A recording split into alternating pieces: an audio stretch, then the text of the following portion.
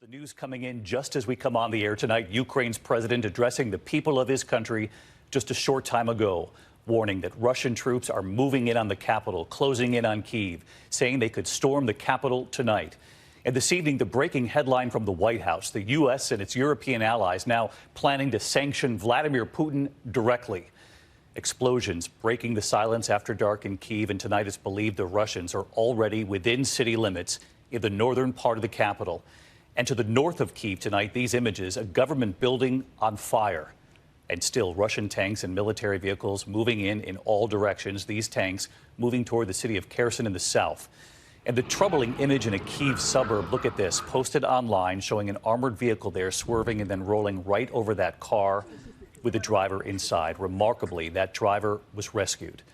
And tonight, that call for all men aged 18 to 60 to stay and fight back to save Ukraine. They are not being allowed to leave the country.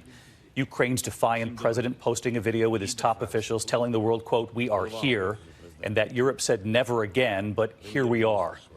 Tonight, that news coming in: President Biden and NATO allies freezing Vladimir Putin's assets and those of his foreign minister as well. The NATO chief tonight saying Russia has shattered peace in Europe and we must do more, even if, quote, we have to pay a price. In Kyiv, they are bracing for a perilous night ahead. And we begin here with our senior foreign correspondent, Ian Pannell, on the ground in Kyiv again tonight. Tonight, as the battle for Ukraine intensifies, Russian troops now entering the capital. Moments ago, Ukrainian President Zelensky addressing his people in a defiant video from Kyiv, saying Russia will try to storm the capital tonight and that the night will be, quote, tough. Authorities have handed out 18,000 weapons to civilians to help in the fight, and residents were told to make Molotov cocktails. Men aged 18 to 60 called up to fight, not allowed to leave the country. Disturbing new video circulating on social media shows a military vehicle crushing a car. Explosions over Kyiv also posted online, showing just how perilous the situation is.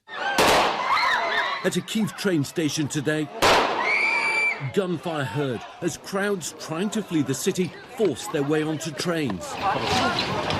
Once again, air raid sirens are ringing out across the capital, Kyiv. Although there's been a lull in the fighting for the last couple of hours, the fears are that the Russians have been resupplying and are ready to mount a real attack inside the city. We watched as troops ran through the streets, taking up positions to defend the city.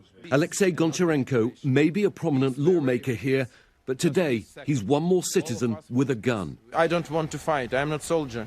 I'm not professional military man.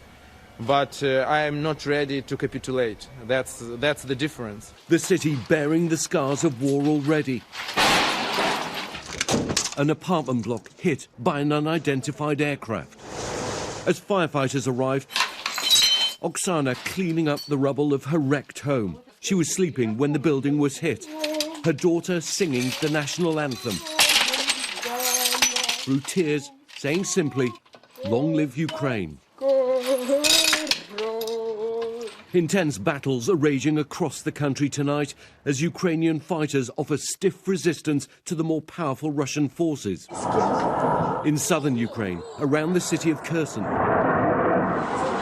Russian fighter jets could be seen coming in low on their bombing runs. Also in the south, video posted on social media from Sumy showing fierce clashes. In Kharkiv, the country's second largest city today, the Ukrainian army digging in to defend as missiles hit and Russian forces advance. And this incredible video of a driver swerving to avoid exploding rounds falling around the vehicle. Casualties are rising, among them 13 Ukrainian defenders on a Black Sea island.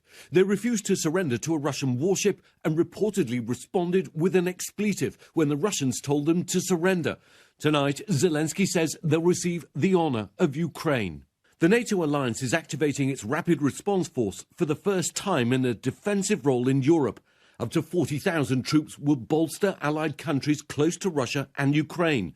And 7,000 American troops ordered to Europe yesterday could soon make up part of this NATO force Europe. But none of these troops will be helping Ukraine. As some flee the cities, others seek shelter in Kyiv's subways. We have a little food and toys. and I hope one day, one night, but if so, we can stay there a long time. And some are seeking safety in houses of worship. Rabbi Jonathan Markovich and his wife Ina have thrown open the doors of their synagogue. With US visas, they could have fled. But Ina made a promise to a 104-year-old Holocaust survivor. Will you stay here with me? I fought the Nazis, and I don't know what's coming. Oh, wow. She's 104 years old. So she's lived through the Nazis, Yes. and now she's afraid of the Russians. And tonight, a long and bloody battle looks unavoidable. And Ian Panel joins us live from Kyiv again tonight. Ian, we know the president of Ukraine issuing that grim warning just a short time ago that the Russians could very well try to storm the capital tonight.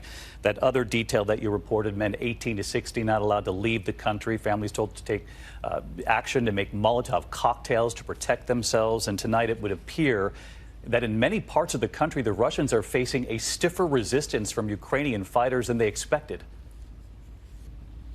Yeah, I think that's very right. I mean, a senior official telling ABC News that the first 2 days have not gone as well as the Russians expected, though it is now believed that they could try to take Kiev for the final push tomorrow. Again, Zelensky thinking that it could happen tonight, and we have been hearing the distinct sound of battles taking place inside the city. Meanwhile, I think we're seeing early signs of potential talks between the Ukrainians and Russians, but it's likely not talking that's going to dominate the coming hours, but fighting. David? Ian Panel leading us off again tonight. Ian, we thank you and the team, and of course, please stay safe. And the breaking development late today from the White House, President Biden is now planning to impose new sanctions on Vladimir Putin himself and on Russian Foreign Minister Sergei Lavrov. So let's get right to our chief White House correspondent, Cecilia Vega. She's live at the White House tonight. Cecilia, what have you learned? Yeah, David, this information is just coming in right now. So we know that the president made this decision just within the last 24 hours, that he's doing this along with EU partners, really the show of force and being united against what the Kremlin is doing there in the UK. Press secretary telling me late this afternoon that this is meant to send a clear message about the strength of allies and their opposition to Russia right now. But David, I've got to tell you, the experts that we've talked to say this is largely a symbolic move to sanction Putin personally. It's going to include a travel ban, banning him from coming into the country. Clearly, that wasn't on the agenda anytime soon. As for his money, he's notoriously secretive about that. It's unclear how much he has. It's unclear where he keeps his assets. The White House says they still have more sanctions on the table. But, David, in the meantime, as we keep saying every single night, this crisis is just getting worse. Cecilia Vega live at the White House with breaking